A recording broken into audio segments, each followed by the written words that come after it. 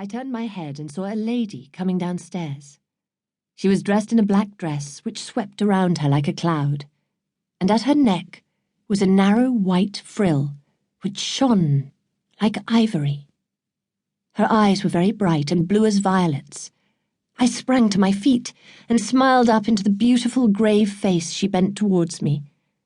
She gave an answering smile, and her deep-set eyes seemed to pierce me. I caught my breath as I stood aside to let her pass, and suddenly she was gone. The clock ticked loudly, the lamplighter's whistle fluted through the air, and the bright gleam of the gas danced through the fanlight upon the patterned wall. I went thoughtfully down to the basement where my mother was cooking and asked about the lady. "There is no one, child," she exclaimed. "It was the shadow of somebody in the street, perhaps." I described her little pleated frill, and the way her skirts hung over a quilted petticoat. Mother was very quiet. Then she changed the conversation, asking me if we would all like to make treacle toffee, for soon it would be Guy Fawkes' Day, and we should have fireworks. We made the toffee, and I thought no more of the lady, nor did I see her again. But my mother looked at me sometimes with a curious glance, as if she were anxious about me.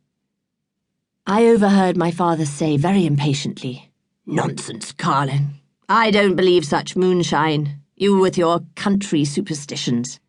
You say she has inherited second sight from your grandmother. I think she needs fresh air, and these things wouldn't happen." That winter was very long. I got one cold after another, and then I was very ill. When I came downstairs, I was weak and wretched, and I wanted nothing at all. "Penelope must go away," my mother said firmly.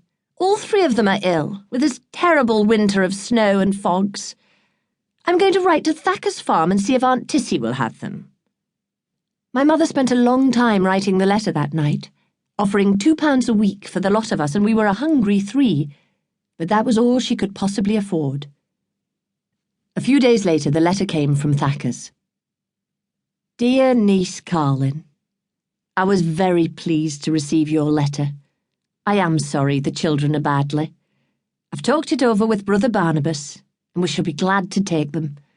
I wish I could do it for nothing, but we have had some losses of stock, and the hard winter has made everything dear. We will meet the children if you let us know the train, and we will do our best to make them happy. I have no more news at present, dear niece Carlin. Your affectionate aunt, Cicely Ann Taberner."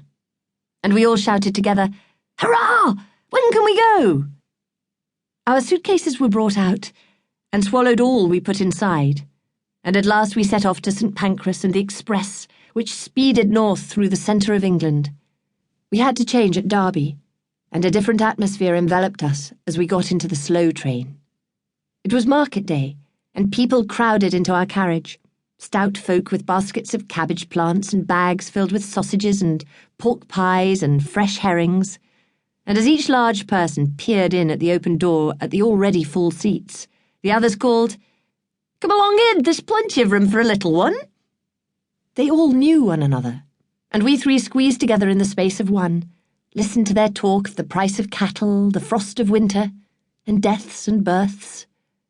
A stout lady offered us humbugs from a paper bag, and we looked out at the darkening landscape, with a village here and there and woods and hills, and the little wild river which ran foaming alongside. At each station somebody got out, and the rest cried, "Good night," and sent messages to those at home. Then we came to our station, and as we walked down the platform, we were hailed by an enormous old man wearing a great top hat, his red, smiling face wreathed in whiskers. "Be ye niece Carlin's children from London?" he asked. "I'm your Uncle Barnabas." And he shook hands, imprisoning our fingers in his great palms so that mine ached for half an hour afterwards. "Welcome," said he. "I'm right glad to see you." He swept up our bags as if they were straws, and I sniffed the cold, scented air as if I could never get enough of it. There was not a light in the countryside, nothing at all except the river which we could hear roaring in its rocky bed. Then we saw the cart, with its lamps and rugs and cushions piled